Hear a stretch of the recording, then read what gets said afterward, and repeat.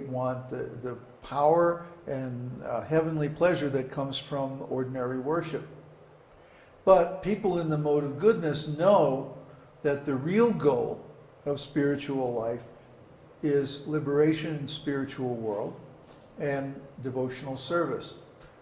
Whereas people in the transcendental mode, all they want is Krishna's pleasure. They don't want their own pleasure even.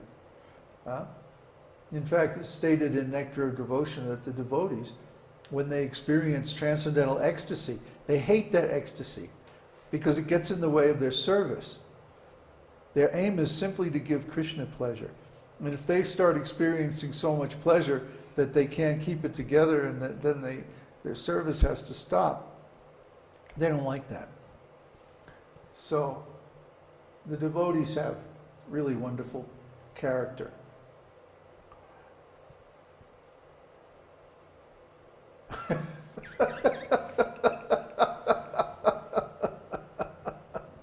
Yeah, I think there's some relationship there, Florian.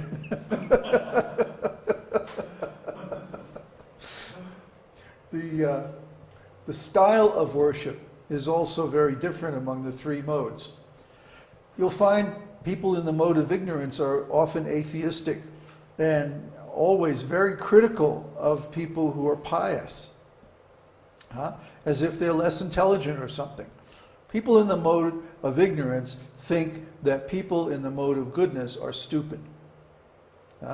They also think that people in the mode of passion are stupid because they make so much endeavor. But yeah, Kirtanananda, he introduced those Christian monk robes. Actually, we were thinking of having like Jedi robes. But I think we'll stick with dhotis. Krishna Prapti. I think we'll just stick with dhotis and t-shirts. Anyway, you'll find that people in the mode of ignorance, it's so paradoxical because they think everybody else is stupid except them. We're very smart. We just get stoned and hang around and do nothing. That's real intelligence. Look at all those other people working so hard in the mode of passion or trying to be good in the mode of goodness, and we just can't understand those transcendental people at all. They must be crazy. Yeah? But we have it together. We're smart. Pass the bottle. Anyway, people in the mode of passion love big, showy displays of religious rituals and stuff like that. They love big buildings, big opulent ceremonies and stuff like that. Exactly, Florian. Exactly. And so you'll find people in the mode of passion there, but where are the people in the mode of goodness? They're out in the woods.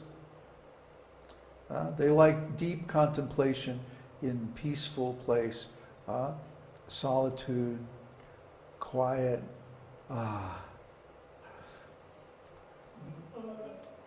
Someday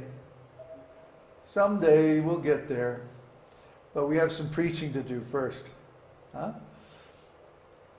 Whereas the person in the transcendental consciousness, simply whatever condition or situation they're in, they relish their loving relationship with Krishna. If Krishna wants to send them into battle like Arjuna, or if Krishna wants to send them to the woods like a rishi, or if Krishna wants them to go to heavenly planets or hellish planets, they don't care. They simply serve Krishna wherever they are, with the transcendental love. Similarly, the austerities of people in the mode of ignorance are like self-torture, or sometimes like Hiranyakashipu, they'll perform extreme austerities, but their intention is actually to hurt others. Down here in Mexico, we have the esoterica people. They like to practice different spells and witchcraft and stuff like that. And there's even shops where you can get little statues of the Saint Death, Santo Muerte, and different strange substances and things for weird rituals that they do. This is in the mode of ignorance. But people in the mode of passion, they like to worship, ancestors, right. They worship their family members, they worship big, powerful men, they worship the dollar, huh? They worship, Bush. What's that? Bush. Bush? No, Bush. Oh, Bush. I thought you were talking French there for a minute. Fermez le bouche. Okay, out of pride, huh? They have tremendous pride. Whereas a person in goodness knows that real worship means regulating the senses. If you can regulate the senses and mind, always think of Krishna like that, then that results in spiritual elevation.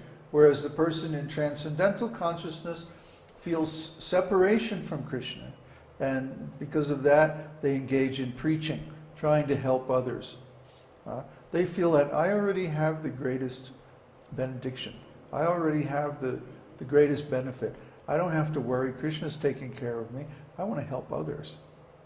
These are all from Bhagavad Gita. These sacrifice, charity, renunciation, spiritual vision, and understanding. These are taken almost word for word from Bhagavad Gita. So if you read those chapters, 16, or no, what is it? 14 through 18? Yeah, that describe the three modes. You have pretty much all of these already. I'm just going to ask if there are any questions on these. Self-explanatory. Well, I'll tell you what, Krishna Prapti, here's what's not self-explanatory. When I joined ISKCON in 1971 in Miami, I had read Bhagavad Gita. In fact, I had read Bhagavad Gita when it first came out in San Francisco in the little blue book, you know, the abridged Macmillan edition. And I understood Bhagavad Gita, and I had also read Ishopanishad, but it wasn't enough to make me join the temple. I could see from Prabhupada's explanation of the three modes of material nature that the leaders were influenced by passion. And I didn't trust them. I could see they were ambitious. And I could see that they were teaching something different from Srila Prabhupada.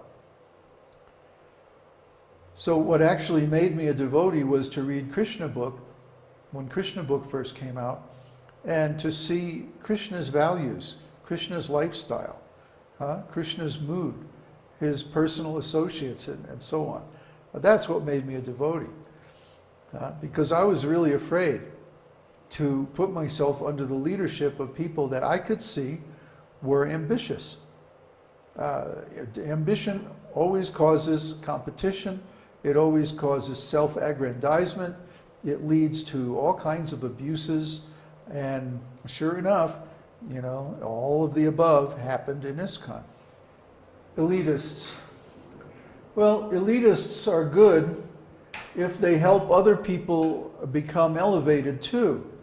But when you have a competition of elitism, when you have, what's this?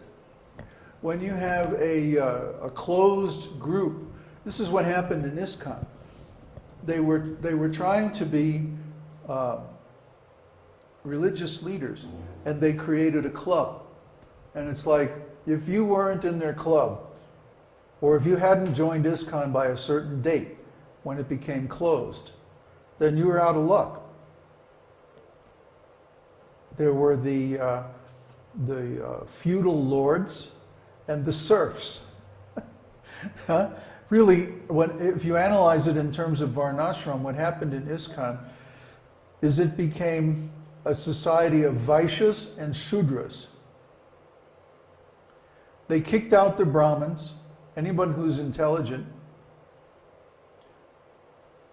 Yeah, I could imagine you were. Yeah, I was too. I was close to Tamal Krishna, and from what I saw of his activities and his association, I didn't want any part of it.